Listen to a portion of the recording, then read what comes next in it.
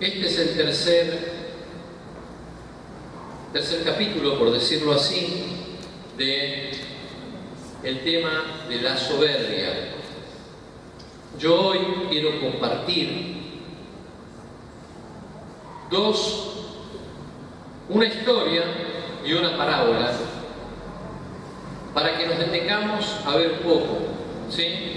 En el resumen, yo les recuerdo Mateo 11:29, es el texto base, ¿sí? Mateo 11:29, allí lo tenemos a Misael para que nos busque.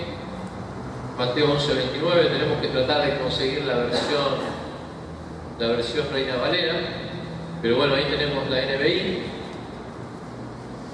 no es la que usamos, pero usted tiene allí en su Biblia. Recuerde, este texto de Mateo 11:29, usted acuérdese, diga Mateo 11:29, Mateo 11:29. Algún día cuando se olvide, va y lo lee en la Biblia.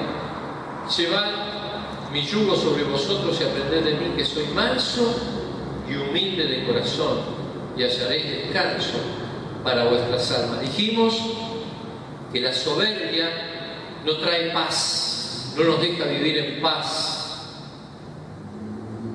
no nos da descanso, no nos da reposo. Por eso el Señor nos llama a ser mansos y humildes, ¿sí? Las personas que son violentas, agresivas, que generalmente tienen una característica que es la soberbia, pero especialmente que buscan poner mal a otras personas, ¿sí? Que atacan, que agreden, que quieren dañar. Esas personas no tienen paz, no tienen descanso, no pueden descansar. Tal vez puedan dormir, pero no descansa el alma de ellos. Pero nosotros queremos ser como el Señor es, mansos y humildes de corazón, dejando de lado la soberbia. Dijimos que al nacer traemos de Dios un sentido de la prudencia, por ejemplo, ese sentido para preservar nuestra vida, para no cruzar la avenida con los ojos cerrados, para no meter nuestra mano en el aceite hirviendo, características que Dios ha puesto en nosotros para guardarnos y protegernos. Pero juntamente con eso crece, como dice allí el proverbio, nuestra propia prudencia, la prudencia personal, la humana, la de la naturaleza pecadora, que nos pone en contacto siempre con el peligro y con lo que está en contra de la voluntad de Dios. Es una prudencia extraña porque nos lleva hacia lo malo. Es muy extraño, pero tiene que ver con nuestra naturaleza pecadora.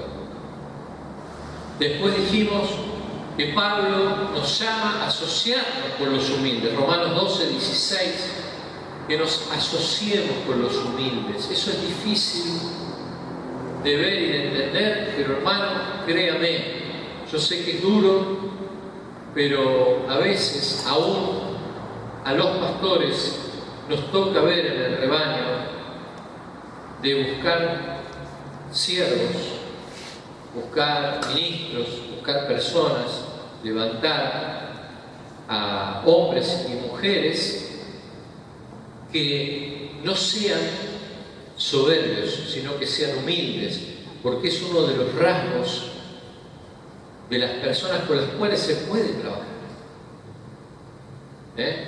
Si uno quiere trabajar con una persona que siempre se la sabe toda, es difícil. Y cuando uno dice algo, ya está, ya lo sabe todo, ¿no? Entonces eso es muy, muy difícil para asociarse. Y mismo en la tarea, en especial del ministerio, es algo muy delicado cuando hay soberbia. Es más, se ve porque cuando hay soberbia generalmente termina en caída, en la caída de las personas. Las personas decaen o caen en el pecado, porque la soberbia nos aleja de Dios, eso es lo que vimos. La actitud de la soberbia es la oposición a Dios. Recuerdan que el domingo pasado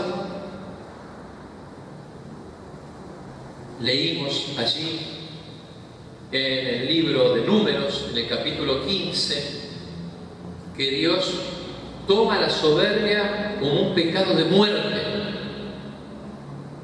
Para nosotros es una imagen de que la soberbia nos separa de Dios. Eso sí. Pero en Número Dios le dijo a Moisés: el que tenga actitudes de soberbia debe morir irremisiblemente. Y así pasó con un hombre que salió el día de reposo a buscar leña, desoyendo la palabra de Dios, el mandamiento de Dios, que decía que había que guardar el día de reposo. Él, desoyendo esto, la voz de Dios, salió a buscar leña, y cuando lo descubrieron, lo metieron en la cárcel y dijeron a Dios: ¿qué hacemos? Porque nos has dado una ley, esta persona transgredió esa ley, ¿qué hacemos? Debe morir irremisiblemente, y fue apedreado fuera del campamento. La soberbia nos separa de Dios.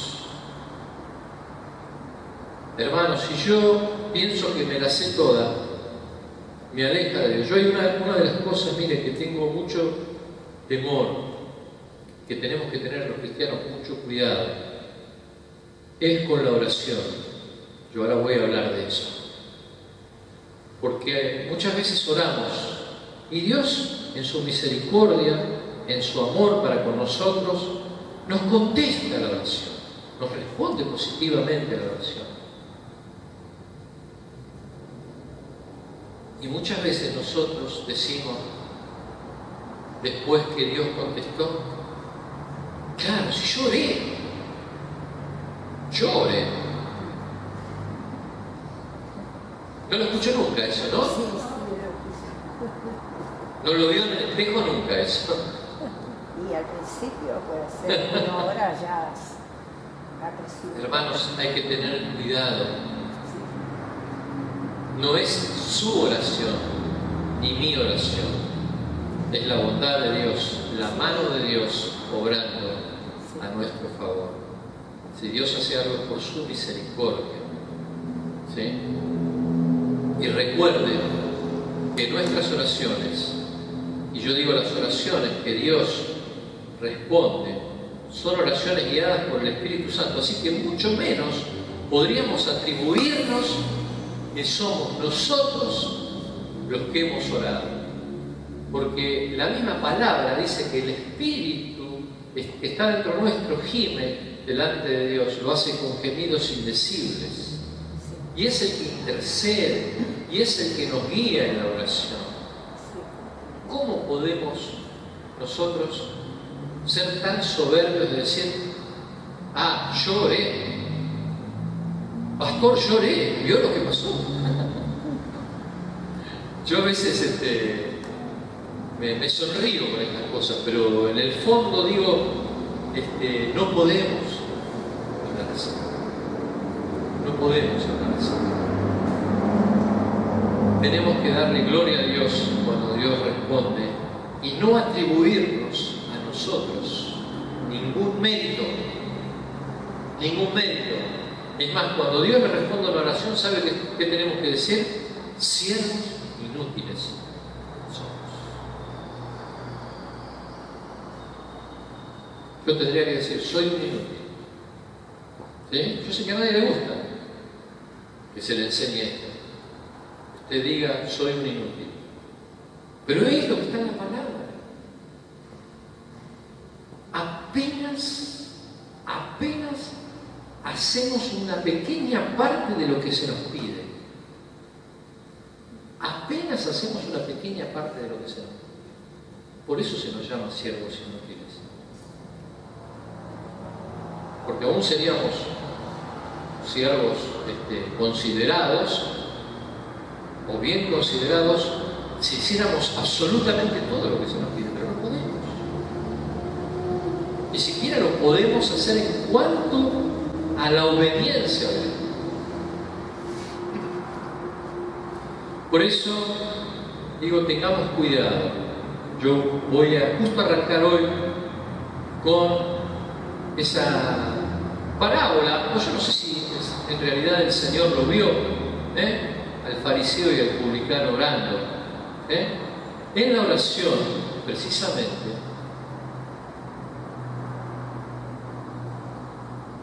es donde Dios ve cómo estamos. Cuando yo me acerco a Él, Dios, que sabe bien cómo está mi corazón, pero me puede hasta confrontar por lo que yo soy. Por eso les voy a pedir, ya que hemos avanzado en esto, ir a Lucas.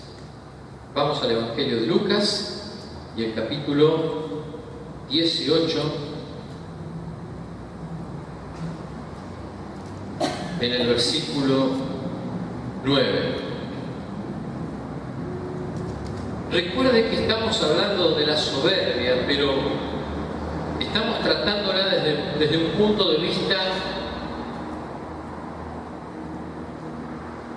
tangencial, porque queremos focalizarnos en Mateo 11 a 29, en ser mansos y humildes. Eso es lo importante. ¿Sí? Eso es lo importante. Así que vamos a leer ahora esta parábola y vamos a ver un poquito, después vamos a ver otra historia del Antiguo Testamento y vamos a ver un poquito qué es lo que Dios destaca de estas dos actitudes. Dice, versículo 9 del capítulo 18 de Lucas: a unos que confiaban en sí mismos como justos y menospreciaban a los otros, dijo también esta parábola. Dos hombres subieron al templo a orar. Uno era fariseo y el otro publicano. El fariseo, puesto en pie, oraba consigo mismo de esta manera: Dios, te doy gracias porque no soy como los otros hombres, ladrones, injustos, adúlteros, ni aún como este publicano. Versículo 12: ayuno 2 veces a la semana, doy diezmos de todo lo que gano. Mas el publicano, estando lejos, no quería ni aún alzar los ojos al cielo, sino que se golpeaba el pecho diciendo: Dios, sé propicio a mí, pecador. Os digo que éste descendió a su casa justificado antes que el otro, porque cualquiera que se enaltece será humillado, y el que se humilla será enaltecido. Padre, tu palabra es medicina para nuestros huesos. Señor, la hierba se seca, la flor se cae, pero tu palabra permanece para siempre. Yo te ruego en esta hora, Señor, que abras nuestros corazones para que podamos entender más y más acerca de este tema que es tan importante, porque, Señor, tantísimas veces encontramos en tu palabra este tema, el tema de la soberbia, del espíritu antiguo, el tema de ser sabios en nuestra propia opinión. Padre, en el nombre de Jesús, yo te ruego que operes por tu Espíritu Santo en nuestros corazones en esta mañana. Un milagro, Señor, que transforme nuestro ser. Todo atisbo de soberbia, de altivez, sea eliminado, sea echado fuera de nuestra vida y que crezca en nuestro ser interior, en nuestros corazones, la personalidad mansa y humilde de Jesucristo. Te ruego que las palabras de mi boca y la meditación de mi corazón sean todas en honor a ti, en el nombre de Jesús. Amén. Esta tercera parte, o este tercer capítulo, si usted quiere tomarlo así, acerca del tema de la soberbia, nos pone en primer plano algo que es muy cotidiano para nosotros: la oración. La oración. ¿Sí? En verdad, cuando escuchamos orar a alguien, podemos ver cómo está su vida. Si fuéramos sensibles a la voz del Espíritu Santo a través de la oración de alguien, podríamos entender cómo está su vida y su corazón.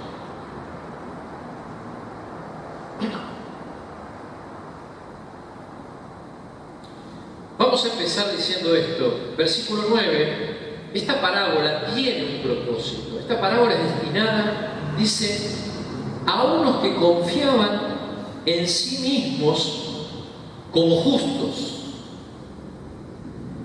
Esta parábola, ¿sí?, está escrita, o el Señor la refirió para que la escuchen personas que se autoproclamaban justas. Y sabemos que la Biblia dice que justo no hay ni uno. Y como no hay uno solo justo, nadie puede proclamarse justo. Todo aquel que se proclame justo a sí mismo debería leer diariamente esta parábola hasta que pueda entender el significado de las palabras del Señor. Pero dice que no solo se consideraban a sí mismos como justos. ¿Qué otra cosa hacían? Dice, menospreciaban a los otros. El soberbio generalmente hace eso. Tiene un alto concepto de sí y un bajo concepto de los demás. Y yo quiero aclarar algo. Mire, esto no sé si lo quiera anotar o lo que usted quiera. Yo lo he dicho muchas veces. Se ha pensado o se tiene un concepto equivocado en el mundo. Se piensa que soberbio es la persona que tiene mucho dinero y que mira a los pobres como menospreciándolos. Es un concepto totalmente equivocado. Hermanos, yo les puedo asegurar que he visto más soberbia en gente pobre que en gente rica. La he visto de los dos lados, pero la he visto más en gente de bajos recursos. Usted me dirá por qué. Yo lo único que le puedo decir es que la soberbia no tiene nada que ver con la cantidad de dinero que usted tenga ni con los bienes que usted tenga. Y yo lo vine explicando los 2 domingos anteriores. La soberbia es el primero de los digamos así, de los elementos que nos muestran, o la primera característica que nos muestra que una persona está lejos de Dios.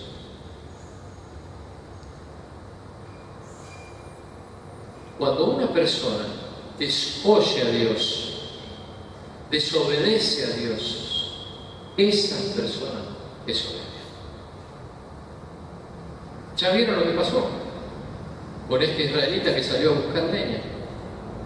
¿Sí? No dando la importancia que Dios había dicho, deben guardar el día de reposo. No harán ninguna actividad en ese día. Y él salió a hacer su actividad cotidiana. ¿Sí? No quiero que usted después piense, oh pastor, no voy a limpiar la casa, o no voy a hacer de comer, o no voy a hacer esto, no voy a hacer lo otro, porque es el día de descanso. Mire, no es eso. El tema es que usted no tenga todos los días de su vida siempre la cotidianeidad de estar en su actividad. No hablo ya de los que están jubilados, de los que ya están en la época del jubileo, que ya su día de reposo ya es más grande. ya tienen más reposo.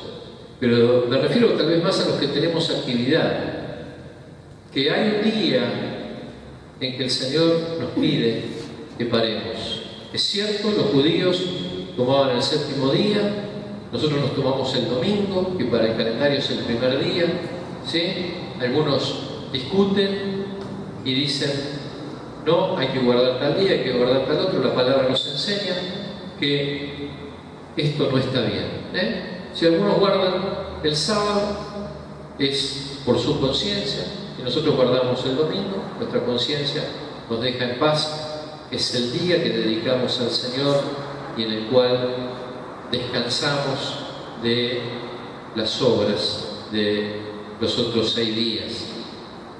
Pero lo que voy con esto es que ese hombre que salió el día de reposo, lo que hizo fue decirle, es no darle importancia a lo que dijo Dios. ¿Sabe qué es eso?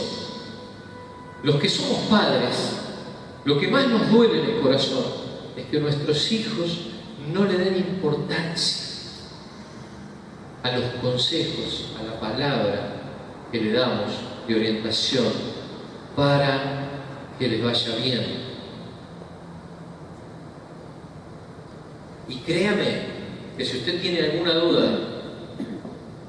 de que este hombre se estaba equivocando, porque yo le puedo decir que Dios instituyó el día de reposo para la bendición del hombre, no para que el hombre sea esclavo. Jesús lo dijo, el día de reposo no es para que el hombre se esclavice, para que sea un esclavo de ese día, ¿sí? Para que diga, uy, es el día de reposo, cuidado, y vive temeroso. No, para que lo aproveche como tal y le sea de provecho, le sea de bendición.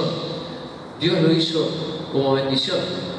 Dios vio que todo era bueno y descansó. Y usted se piensa que cuando terminó el día de descanso, Dios no habrá pensado, qué bueno fue tomarme un día de descanso. Seguro que también lo pensó. Si no hubiera sido así, no lo hubiera hecho, porque Dios no hace cosas que están mal. Así que, por eso yo les digo, cuando Dios trae palabra en el culto o aquí, hermanos, hermanas, queridas, no hagan oídos sordos. No hagan oídos sordos. Eso es doloroso al corazón de Dios, porque muestra un rasgo de soberbia. Así que en la soberbia uno se exalta a sí mismo y menosprecia a los demás. Así que este es otro tema. El otro día, cuando estábamos en el ensayo, ahora miren, justo me estoy acordando, una hermana comentaba, dice, yo tuve una época que estaba muy mal, y ella se dio cuenta después que estaba mal. Dice, porque yo a todos los demás los veía mal, yo era la única que estaba bien, todos los demás estaban mal.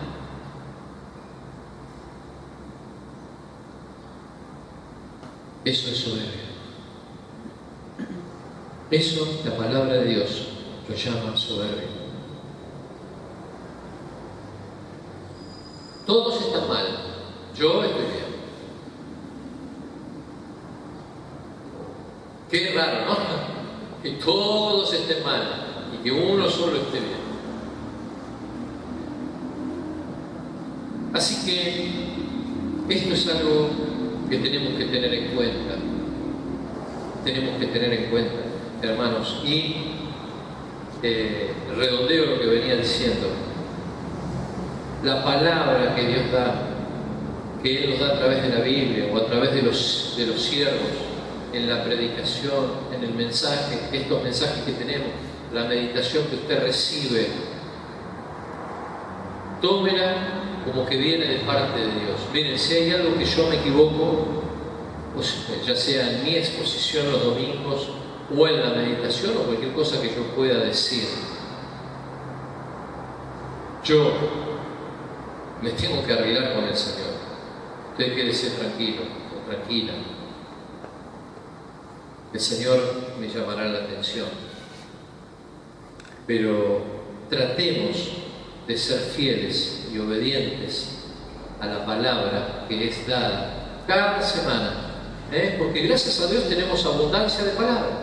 Los domingos, la meditación diaria, los miércoles en el estudio, no nos falta palabra, hermanas, no nos falta, no nos falta. Debemos darle gracias a Dios.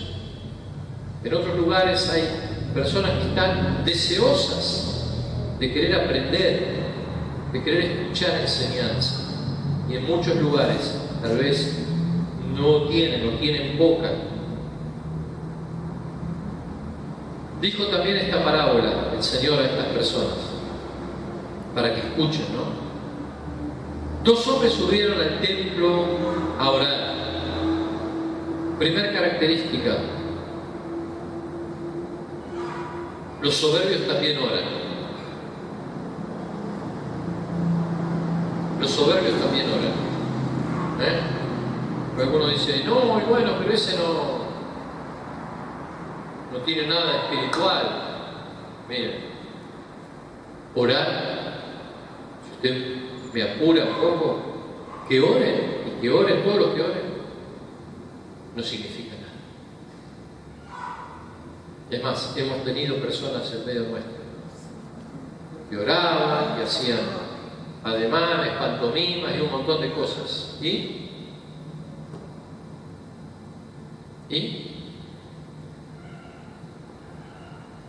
No significa nada. No significa nada. Además, estaban en el templo, dice.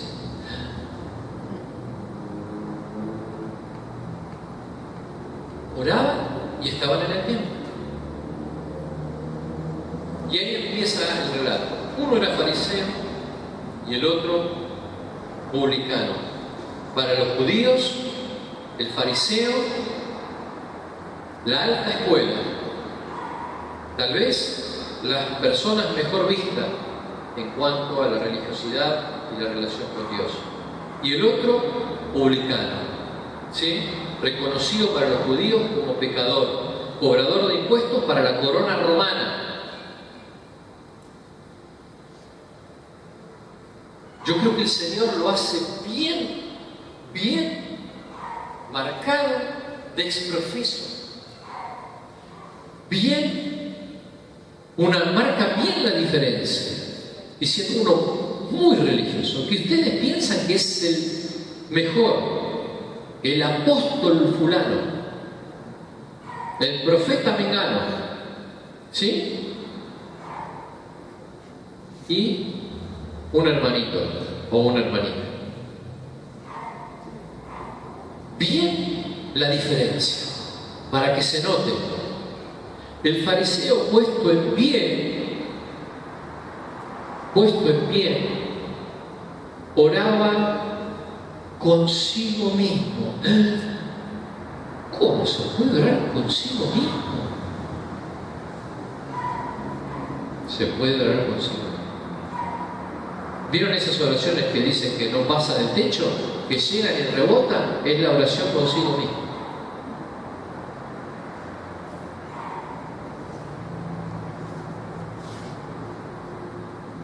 Tal vez la persona puede creer que allí está Dios, que Dios está recibiendo. Y el único que escucha la oración es la misma persona que está orando. Oraba consigo mismo. Y si oraba consigo mismo, se hablaba a sí mismo y se decía cosas a sí mismo. Fíjense qué cosas se decían. De esta manera: Dios, te doy gracias porque no soy como los otros hombres. La verdad, fíjese, uno acá empieza a darse cuenta por qué Jesús dice que oraba consigo mismo. ¿Qué le importa a Dios que yo le diga, Señor, yo no soy como los otros hombres? Y el Señor, ¿sabe qué? ¿Y? No. sos peor que los otros hombres. O que las otras mujeres.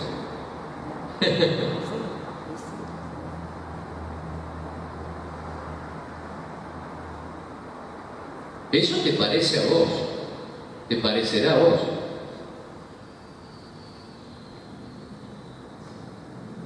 No soy ladrón, le decía, ¿no? Dice ladrones, como diciendo, no soy ladrón, no soy injusto, no soy adúltero. Pero si el Señor estuviera allí al lado y quisiera responderle, le podría decir, sí, vos pensás que no sos eso, pero lo sos. Porque adulterás la palabra, ¿sí? Porque oprimían a las viudas, ¿sí? Jesús dijo, ellos son los religiosos los que oprimen a las viudas y a los huérfanos. Así que sos injusto. Y dice que despojaban a las viudas.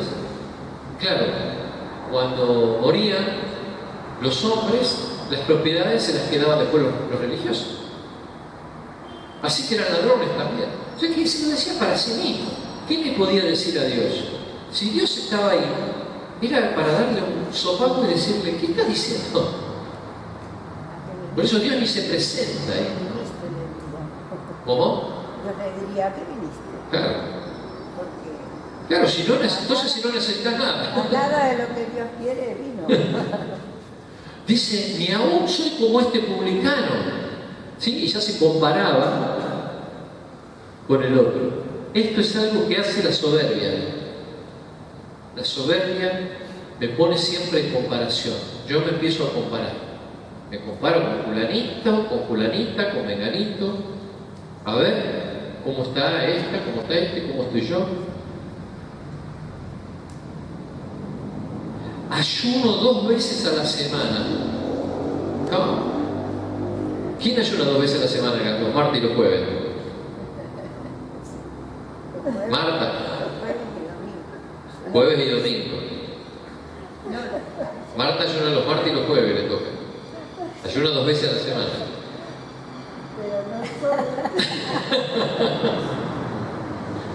Ayuno 2 veces a la semana.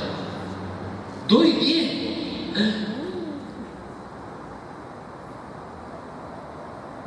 ¿Saben lo que está diciendo el Señor? Estas cosas no son para sacar chapa. Eso está diciendo el Señor. Yo no puedo sacar chapa y estar diciendo, yo diezmo, por eso me va bien. Yo ofrendo, por eso el Señor me considera. Yo ayuno, por eso Dios me responde. Siempre sacamos chapa, ¿sí? Y nos olvidamos de que Dios nos está escuchando, hermanos. No saquemos chapa de esto. El Señor dijo, cuando ayunes, que nadie se entere. Bueno, nosotros aquí nos enteramos porque estamos en familia, ¿no? Pero que nadie se entere. Lavate la cara, peinate, arreglate bien, que nadie se dé cuenta, ¿sí? Porque los religiosos que ayunaban, ¿sí? Estaban así nomás, se tiraban silicio, ceniza, claro, estaban todos arruinados y la gente le preguntaba, ¿qué te pasa? Estoy ayunando, estoy ayunando. Entonces se mostraban que ayunaban. Soberbia. Ahora, fíjense que Jesús paró ahí y no siguió con la oración. Es como que dijo, bueno, ya está, esto es suficiente. Ya es la muestra de que esta persona no está en intimidad, no tiene su corazón cercano al corazón de Dios. Se ve que no conoce bien a Dios. Pero el publicano, este hombre pecador para los judíos, dice, estando lejos. ¿Y lejos de qué? ¿Usted se puso a pensar lejos de qué? ¿Alguna vez? Porque dice, estando lejos. No, ¿sabe qué? Estaban los dos en el templo. El fariseo se había metido bien cerca, los llanos profundos, cerca ya de la cortina que los separaba del lugar santísimo. Estaba ya como diciendo, yo estoy cerca de Dios. Y el publicano decía, yo más vale, mi vida no es muy buena, más vale. Eso también me hace recordar a los filisteos que se acercaron al arca y fueron consumidos. Hermanos, acercarnos a la presencia de Dios así, de esta manera.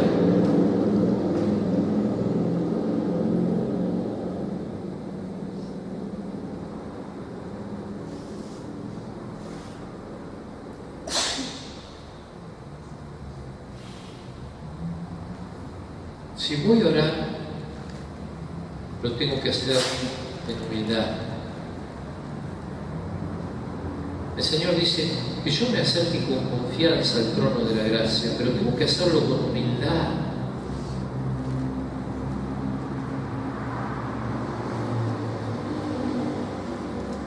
Y si no lo hago así, me quedo en mi casa. Medito, oro, me quedo allí orando en mi cuarto y hasta que no entiendo esto, no me presento delante de la presencia de Dios.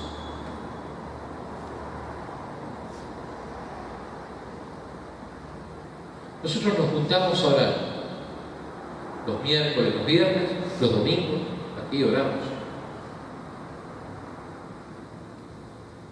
Es hermoso, es muy lindo poder escucharnos orar los unos a los otros.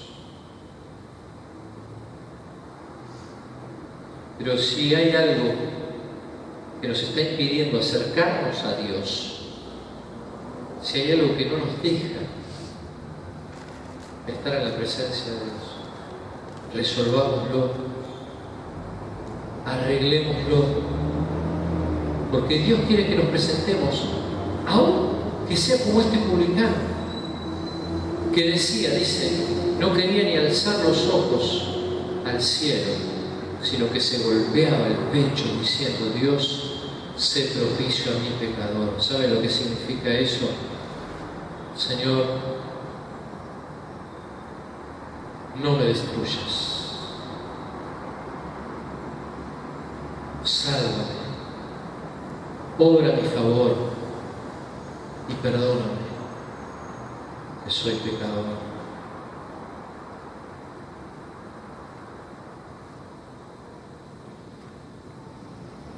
Lo interesante es que el contraste está dado entre la soberbia y la humildad o la humillación. Yo entiendo que cuando oramos solos o cuando nos juntamos en oración, lo que se debe destacar en nuestras oraciones es la humildad.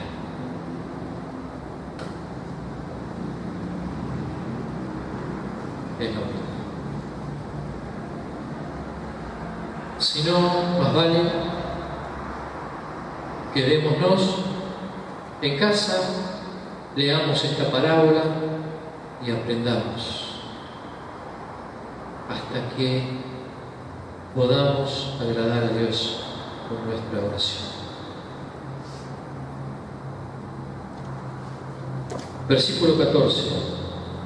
Os digo que éste descendió a su casa justificado antes que el otro. ¿Ven que no, en ningún momento Jesús dice, bueno, este publicano era un justo delante de Dios? No.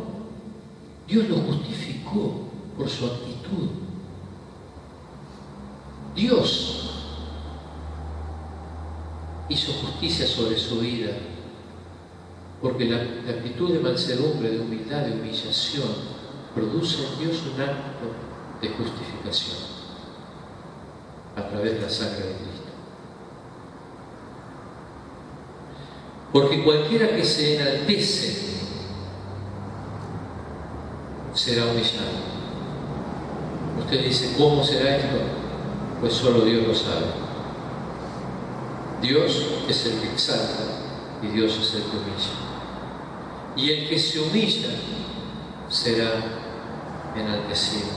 Esto no lo hace ninguna persona, no lo hace usted ni lo hago yo, no lo hace ningún hombre ni ninguna mujer, lo hace Dios.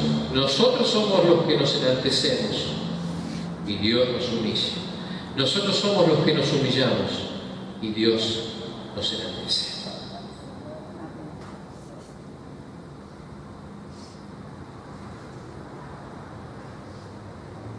Yo quiero cerrar hoy, así vamos hoy un poquito más temprano. Daniel capítulo 4. Uno de los reyes de la antigüedad. Y usted dice, no fue rey de Israel. No fue rey de Israel. No fue rey en Samaria. No fue rey de los judíos ni de los israelitas. No. Fue rey de una ciudad o de un imperio, probablemente uno de los imperios más importantes de toda la historia, así está narrado en la Biblia, es el rey Nabucodonosor. El esplendor de Babilonia hizo que Dios le mostrara una estatua a este rey, le mostrara una cabeza de oro, diciendo que esa era la imagen de este imperio, del imperio babilónico, y con Nabucodonosor a la cabeza, uno de los reyes más importantes de toda la historia de la humanidad. Pero que en un momento, como Dios permitió que fuera tan importante, él se ensoberbeció. Y mira lo que pasó. Lo voy a leer rápido y simplemente voy haciendo algunos comentarios. Capítulo 4, versículo 1. Nabucodonosor, rey, a todos los pueblos, naciones y lenguas que moran en toda la tierra, paz os sea multiplicada. Conviene que yo declare las señales y milagros que el Dios Altísimo ha hecho conmigo. Cuán grandes son sus señales y cuán potentes sus maravillas. Su reino, reino sempiterno, su señorío de generación en generación. Mira, hasta acá venía todo bastante bien. Yo, Nabucodonosor, estaba tranquilo en mi casa y floreciente en mi palacio. Vi un sueño que me espantó y tendido en cama, las imaginaciones y visiones de mi cabeza me turbaron. Versículo 6. Por esto mandé que vinieran delante de mí todos los sabios de Babilonia, para que me mostrasen la interpretación del sueño. Y vinieron magos, astrólogos, caldeos y adivinos, y les dije el sueño. Pero no me pudieron mostrar su interpretación hasta que entró delante de mí Daniel, cuyo nombre es Belsasar, como el nombre de mi Dios, y en quien mora el espíritu de los dioses santos.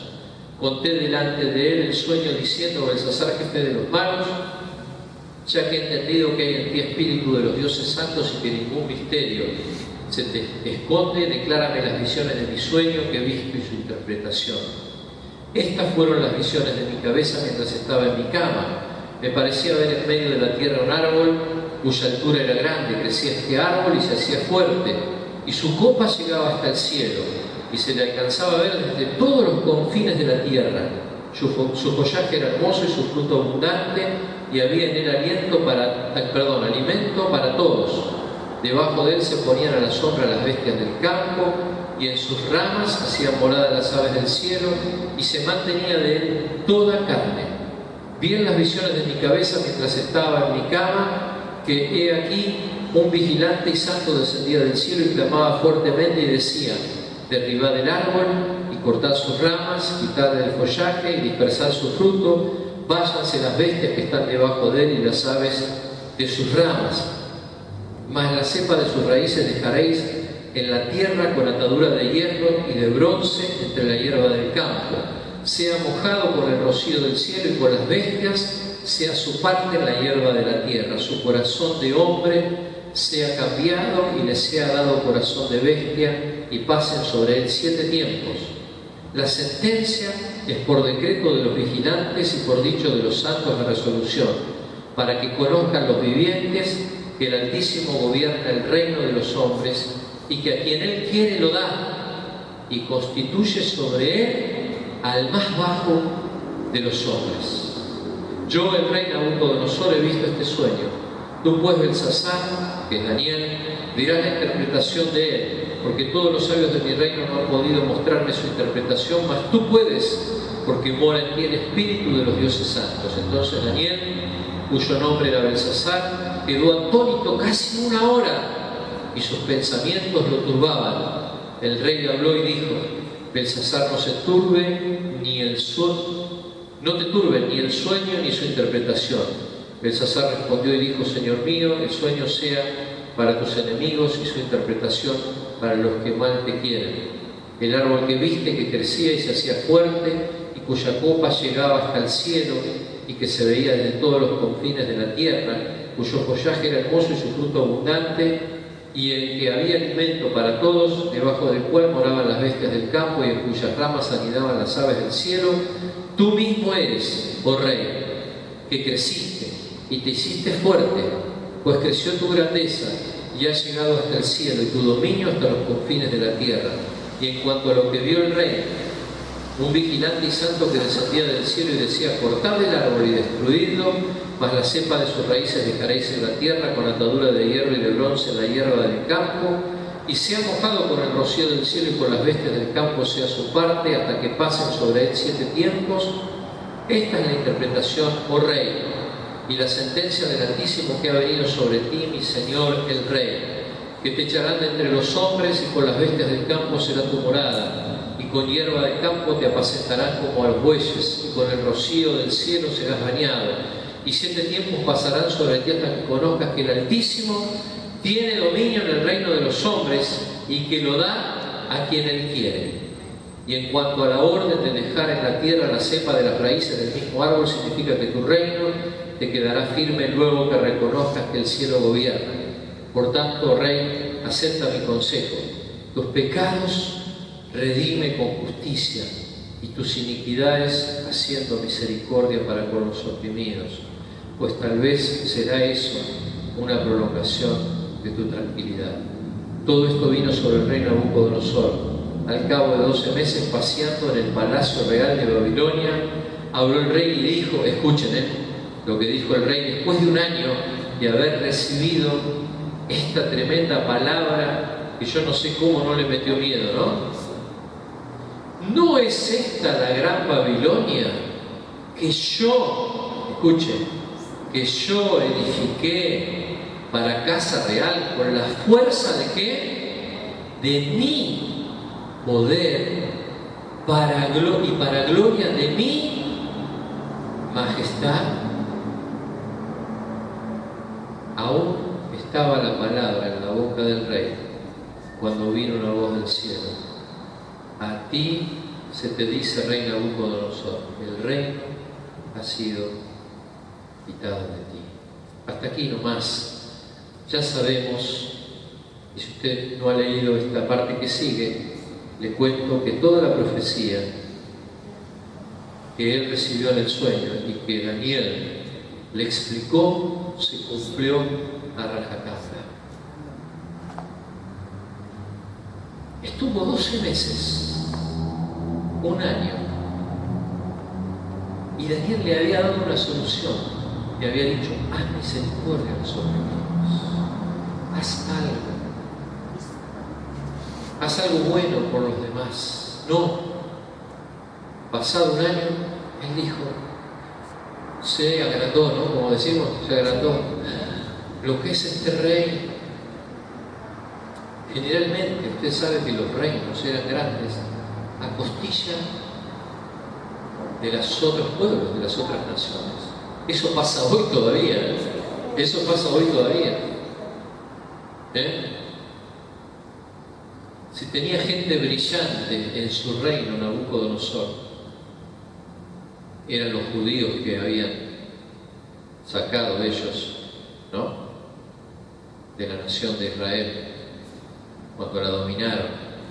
Si tenían hombres de valor, no eran ni más ni menos que los hombres de Dios, como Daniel y sus amigos. Hermanos,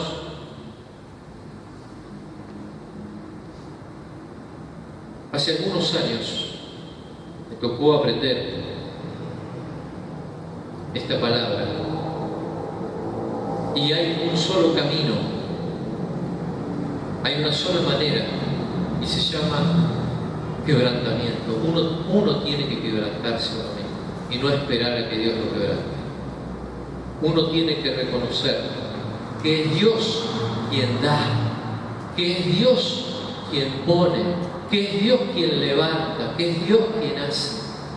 No porque yo soy lindo, no porque yo soy bueno, no porque yo diezmo, no porque yo ayuno, no porque yo oro. Es porque Él lo hace con quien Él quiere. Y lo hizo con Nabucodonosor. ¿Sí? Miren, ya un nombre complicado y difícil. Podría haber hecho con otro que tuviera un nombre más fácil, ¿no? Pero Nabucodonosor, encima un nombre raro. Pero Dios lo levantó. Dios lo levantó.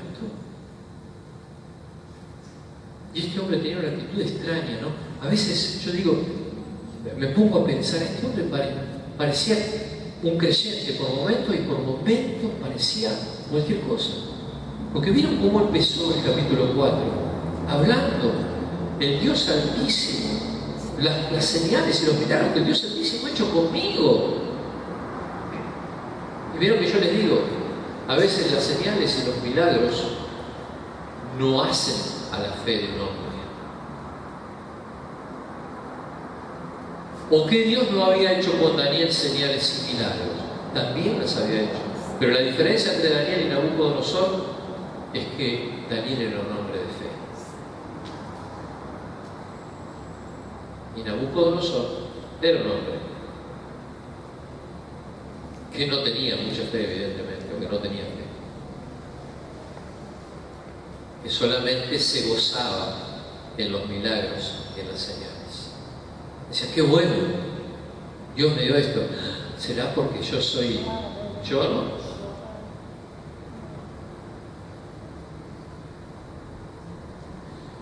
Cerramos esta tercera parte acerca de la soberbia diciendo dos cosas.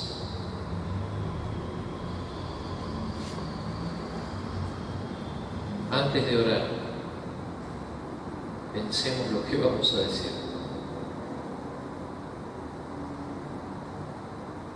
Yo sé que usted dirá, bueno, pero el Espíritu Santo me va a guiar. Pues, consejo. Mire lo que le voy a decir. Anótelo, ¿verdad? Ore antes de orar. Ore antes de orar. ¿Sabe lo que estoy diciendo?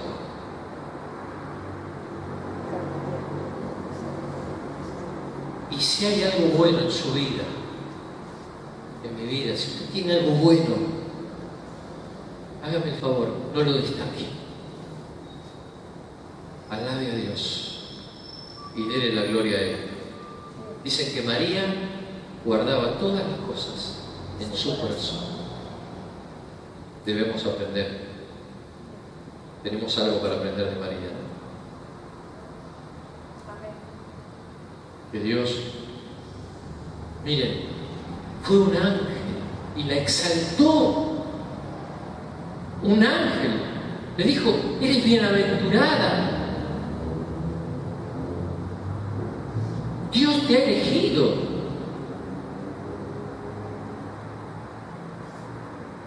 Y no escuchamos que ella después dice,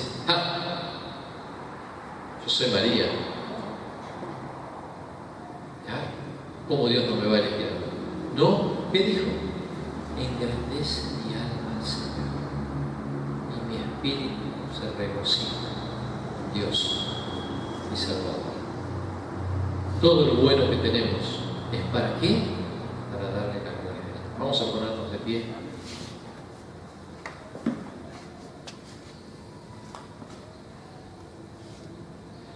Padre, si hay algo bueno en nuestras vidas, si hay algo digno de mencionar en nuestras vidas, hazlo tú, Señor. Que nosotros solamente vivamos para exaltar y glorificar tu nombre. Que no seamos nosotros quienes alardemos, estemos alardeando y sacando chapa de lo que somos, de lo que podemos hacer.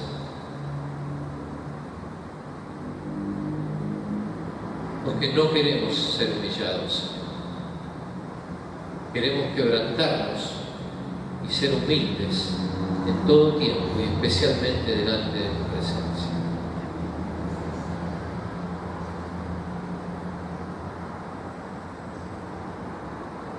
Señor, queremos salir hoy de aquí, de tu casa,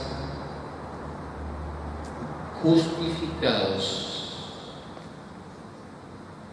porque hemos venido con corazones contritos y humillados, reconociendo que no somos nada, que solo la sangre de Cristo tiene poder para levantarnos, para darnos vida, para sacarnos de la muerte y de la condenación y para levantar nuestras cabezas.